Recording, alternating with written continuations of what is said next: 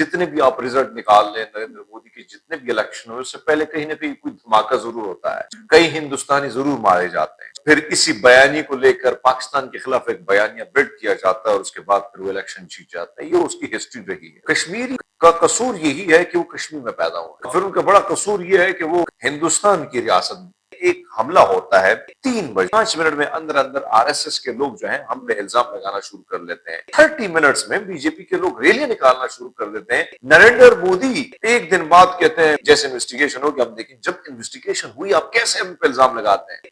پاکستان کے خلاف ایویڈنس ہی نہیں. جو ماضی میں 77 سال میں کبھی کبوتر کے بہانے, کبھی بندر کے بہانے, کبھی پلوامہ اٹیک کر کے, کبھی چٹی سنگھ اٹیک کر.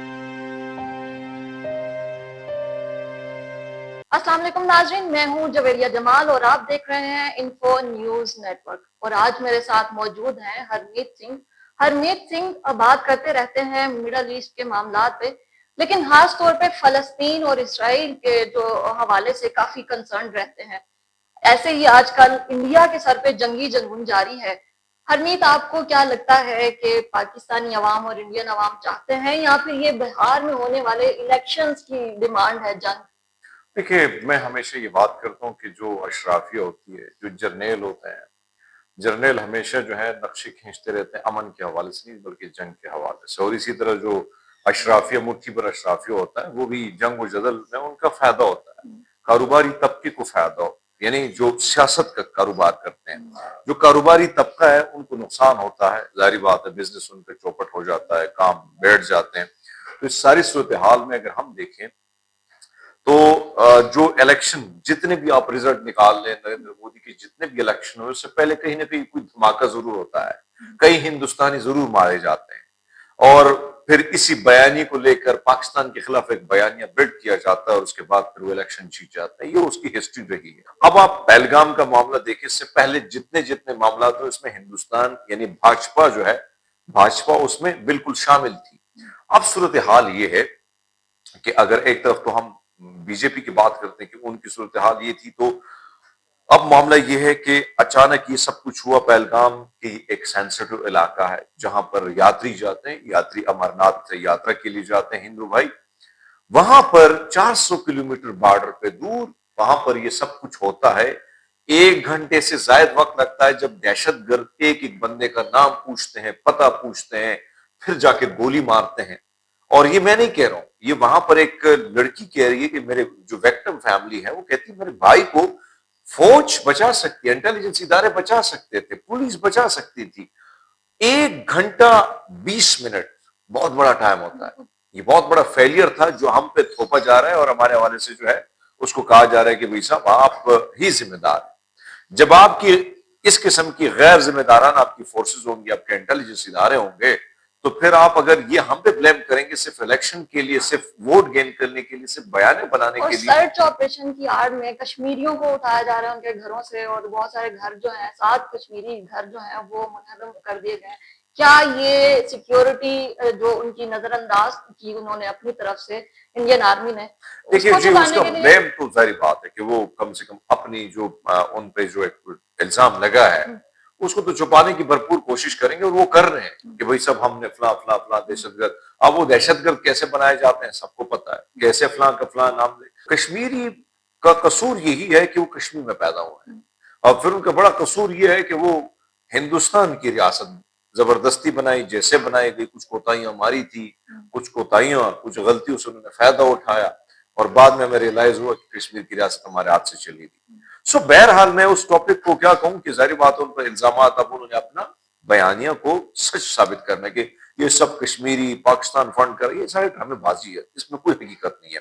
اب آپ دیکھیں کہ گودی میڈیا جو نفرت کا پرچار کر رہا ہے, نفرت پھیلانے کا کام کر رہا ہے, تو اس سے آپ اندازہ لگا سکتے ہیں کہ بیانیہ یعنی ایک حملہ ہوتا ہے 3:05 میں اندر آر ایس ایس کے لوگ جو ہیں ہم پہ الزام لگانا شروع کر لیتے ہیں. 30 منٹس میں بی جے پی کے لوگ ریلیاں نکالنا شروع کر دیتے ہیں. نریندر مودی ایک دن بعد کہتے ہیں بھائی عوامی اجتماع سے اس کا کلپ نکال کے آپ لگا دیں, لوگوں کو دکھا دیں. وہ کہتے ہیں کہ بھائی ہمارے پاس جو ہے ابھی جیسے انویسٹیگیشن ہوگی ہم دیکھیں, جب انویسٹیگیشن ہوئی آپ کیسے ہم پہ الزام لگاتے ہیں. پھر آج واشنگٹن کی پوسٹ سے پڑھیجیے گا, اس نے لکھا ہے کہ ایویڈنس ہی نہیں ہے, پاکستان کے خلاف ایویڈنس ہی نہیں ہے.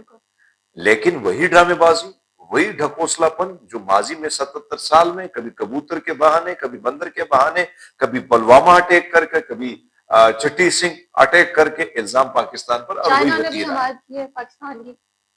देखिए अभी तो जाहिर बात है कि ये जंग छोटी जंग नहीं है, दोनों न्यूक्लियर पावर हैं, दोनों के पास फौज है, दोनों इस खित्ते में पूरी दुनिया में एक मुकाम रखते हैं। एक तरफ इतनी बड़ी आबादी हिंदुस्तान की, दूसरे ने पाकिस्तान भी कम नहीं है, दोनों से बच्चे पैदा करते रहते हैं और काम इनका है नहीं, हालांकि सोशल मीडिया का दौर है। सो इनकी मसरूफियात यही है कि आबादी बढ़ाना। तो अब यार आबादी बढ़ाते बढ़ाते जब ये मामला बढ़ेगा, ये लोग जब डिस्प्लेसमेंट होगी, तो पूरी दुनिया पे इसका बोझ होगा। हम अफगान महाजरीन का बोझ नहीं उठा सकते, हम सीरिया का नहीं उठा सकते, हम यमन दीगर ममालिक का नहीं उठा सकते, तो फिर ये जो करोड़ों की आबादी है, लाखों अरबों की, इनका बोझ पूरी दुनिया कैसे उठाएगी।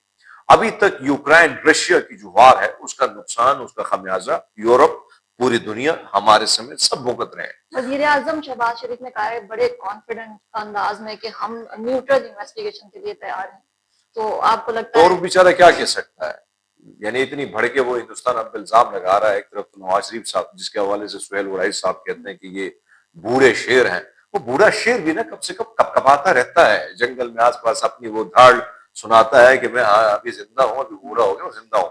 मुझे उस बूढ़े शेर की समझ नहीं आ रही अभी तक उसका ट्विटर, हालांकि हम तो यहाँ वीपीएन लगाते हैं ना, वो तो लंदन में बैठा है, अपने आबाई इलाके में बैठा है, कम से कम ट्वीट करनी चाहिए थी। मरियम नवाज साहबा बिल्कुल खामोश है। तो भाई मुझे इनकी खामोशी, हालांकि फौज के साथ खड़ा होना चाहिए, फौज ने इनको सपोर्ट किया है, आज ये कुर्सियों पर बैठे तो इनकी सपोर्ट की वजह से बैठे हैं।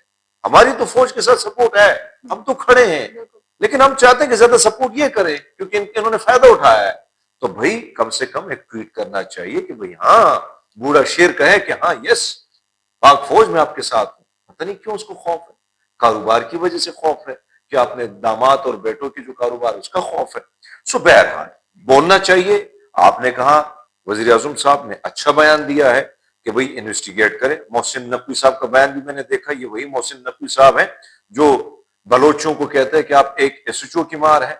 यहाँ पे पीटीआई वाले निकलते हैं, कहते हैं रेंजर्स वाले पर गोलियां बरसाएंगे, लेकिन जब इंटरनेशनली मामला आता है तो बीकी बिल्ली की तरह कहते हैं हम इन्वेस्टिगेशन का इंतजार करेंगे। भाई अच्छी बात है, शफाफ इन्वेस्टिगेशन होनी चाहिए, एविडेंस हमारे सामने रखें, जो सामने चीजें आ जाएंगी, कौन क्या, किसने क्या क्या किरदार निभाया, सामने आ जाएंगी चीजें। 16 पाकिस्तानी यूट्यूब चैनल बंद किए गए हैं, बैन किए गए हैं इंडिया में, तो क्या इससे हकायक छुपाया जा सकता है? तो पाकिस्तान में कौन सब खुले हैं, पाकिस्तान में भी तो पीका एक्ट लगा दिया जाता है। हम ट्विटर लगाने के लिए वजीर आजम बेचारे को भी जो है ना, वो भी वीपीएन लगाना पड़ता है। तो ये दोनों ममालिक, दोनों में आजादी इजहार राय के नाम पे ढकोसला है।